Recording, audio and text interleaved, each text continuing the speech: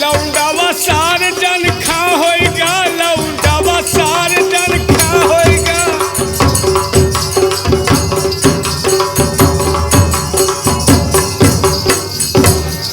जब पैदा भवा तो बजी ढोलकी। अच्छा, गांव भरे के ढोल फूट गए कि फलाने के बेटवा भवा। कहाँ के ढोल?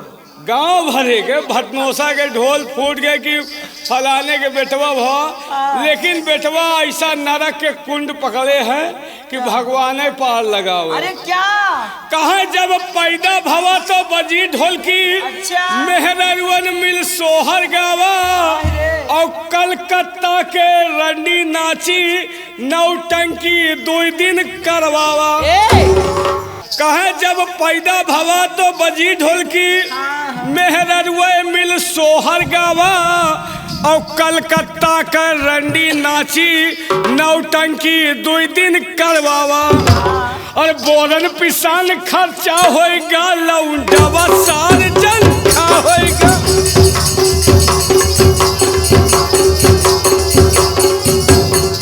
लौंडावा सार जन खा होएगा, लौंडावा सार जन।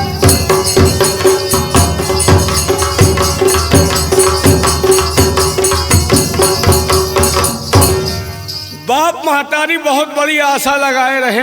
बहुत बढ़िया। तोहरे बाप महतारी आस लगाए रहे कि हमार बेटवा अब सयान होई। अच्छा। तो कुछ कमाई के दे। काहे? लेकिन जौन कमाई कर रहे हो भगवाने पार लगा। डांका डार थी का?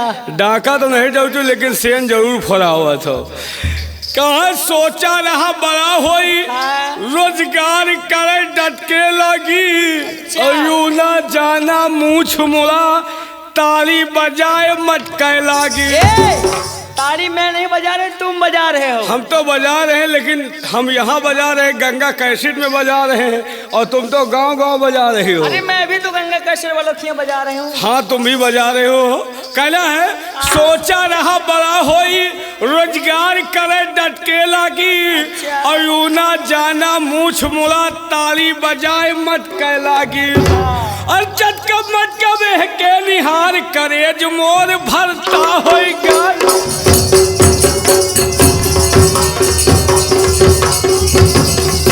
लौंडावा सार जन खा होएगा, लौंडावा सार जन।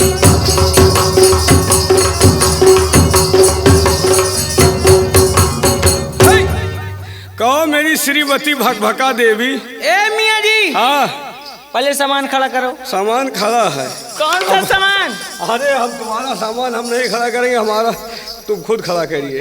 ए खड़ा हो गया? हाँ हाँ खड़ा हो गया, तुम्हारे लिए बवाले हो गया। ये बताओ। हाँ एक मैं तुमसे सवाल करूं। सवाल? क्या तुम मेरे सवाल का जवाब दे सकते हो? सवाल में कोई बवाल तो नहीं है। बवाल तो नहीं है फिलहाल। व्हाट इज प्रॉब्लम, क्या दिक्कत परेशानी बोलिए। ओहो ये बताओ। हाँ लेकिन झूठ नहीं बोलना। झूठ नहीं बोलेंगे। अगर तुम मेरे सवाल का जवाब नहीं दे पाए ना। हाँ तो उसमें शर्त भी होगी। क्या शर्त होगी? जो मैं कर रही हूँ। हाँ। और जितना काम मैं करती हूँ। हाँ। उतना सारा काम तुम्हें करना पड़ेगा। सब काम तो ना कर पाऊंगा, कुछ काम भारी पड़े, कुछ काम कर लूंगा लेकिन कुछ काम नहीं कर पाऊंगा। ना ना ना ये नहीं होगा। और मान लीजिए तुम्हारे सवाल का जवाब दे दिया। अगर तुमने मेरे सवाल का जवाब दे दिया तो फिर कोई बात ही नहीं है। नहीं ठीक है यार, यही तो अन्न खाती, हम तो बोदा खाई थे। फैसला गलत है। I can not accept what you say. मैं तुम्हारा कहना नहीं मान सकता। अगर तुम जीत गई तो जौन तोहरे मन में आवे तुम करो। और अगर हम जीत गए तो जौन हमारे मन में आई हम। ये बात है। तो चलो ठीक है, ये भी मुझे मंजूर है। चलिए बोलिए, व्हाट इज क्वेश्चन? ये बताओ कि तुम्हारे कितने बाप हैं? कहे कहो कि 1000 2000 हो जाएगा। तुम बताओ कि तुम्हारे कितने बाप? तुम्हारे कितने हैं? मैं नहीं बताऊं, पहले तुम बताओ। पहले तुम बताइए। पहले तुम बताओ। पहले गाड़ी छूट जाए ना, तुम बैठ पाओ हम बैठ पाओ। ये बात है। हाँ तो मैं बताती हूँ। बोलिए। मेरे 2 बाप हैं। अगर तुम्हारे 2 हैं तो हमारे 10 हैं। कितने? 10। 10? हाँ। लेकिन तुम्हारे 10 कैसे हैं? तुम्हारे 2 कैसे?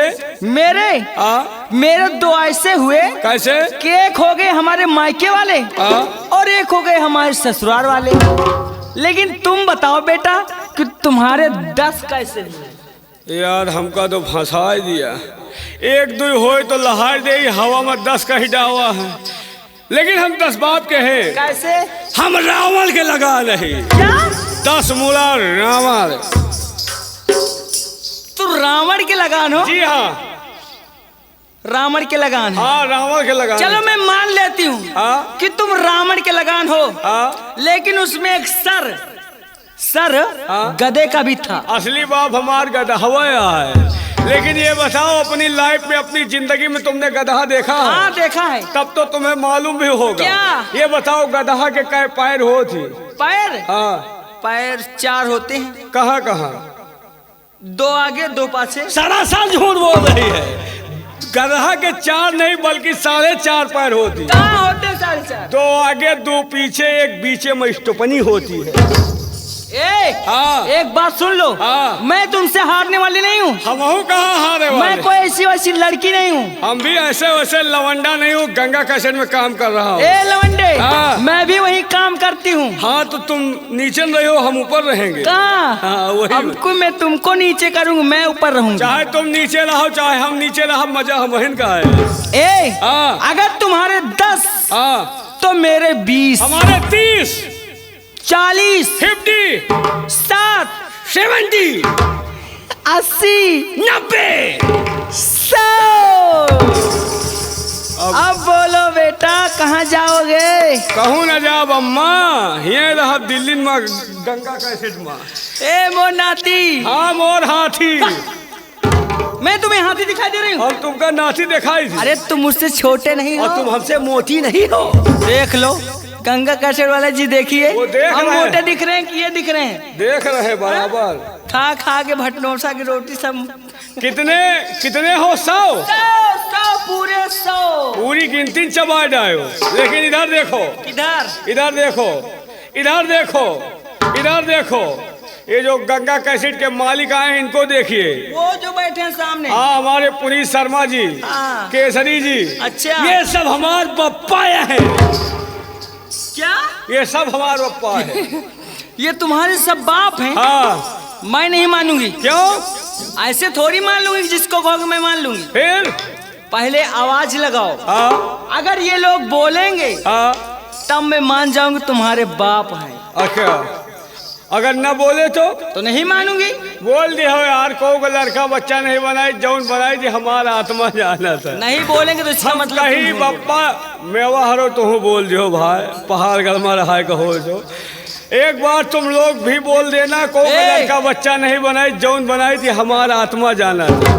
हम कहीं बप्पा तुम सब कहा वो कहो नहीं कि इनका हुला नहीं।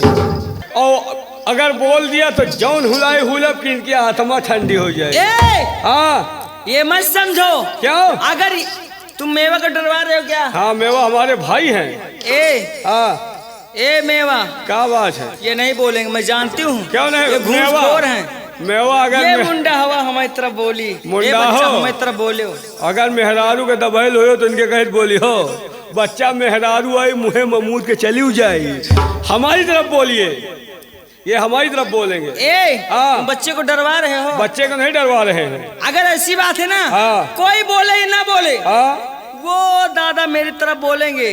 वो जो पीछे है वो दादा बोला के दबैल हो तो इनके कहीं लगी हो। अरे यार, हम तुम भाई भाई हैं। तुम्हार बाप महतारी हमार बाप महतारी, तोहार बहन भाई हमार बहन भाई, तोहार मेहरारू हमार यवाली ना है।